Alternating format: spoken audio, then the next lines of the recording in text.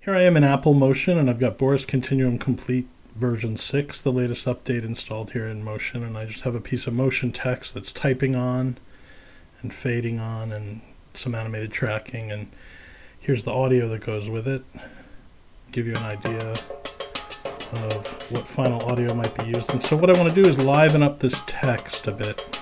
And I'm going to use a filter which is new with this update of Boris Continuum Complete. And I go to BCS, Boris Continuum Shaders category, and choose Flicker and Shake.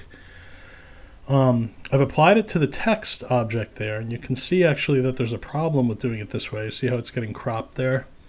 The filter is blurring and moving the title using auto-animation, but it's getting cropped. So what I'm going to do is move the filter up to the group, and then in the group tab on the group I'm going to choose fixed resolution, and that's going to allow the effect, the filter, to do its thing without cropping the result.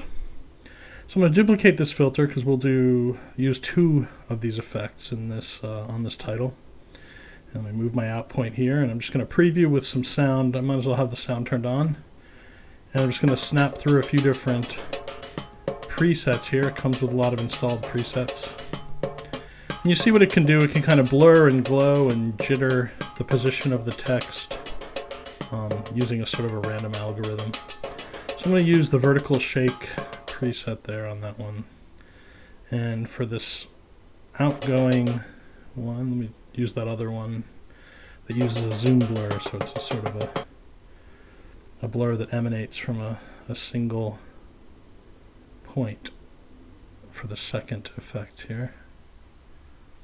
So I'm going to go to the first frame and add a keyframe, and I'm just going to use master flicker amount and just increase that, and then slide a little ways into the effect. Probably there's good enough. Add another keyframe and pull master flicker amount all the way down, and then we'll kind of do the opposite for the second effect. We'll add a keyframe and start it turned down all the way, and then as this title goes off we want to add a keyframe and increase the amount.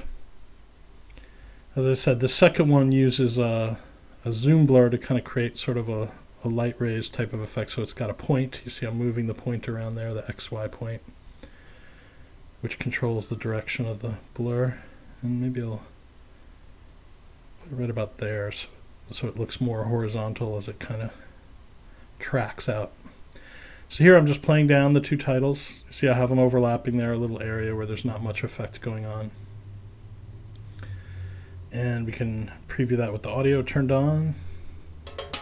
And I also have a background layer there that I've done, a little 3D animation in Motion. You see I can actually drag this, if I put this background layer and I drag it into the group where I have my effects, you see now my flicker can affect the foreground and the background. I think I'll undo that and just have it affect the title for now. But that's a quick look at Flicker and Shake.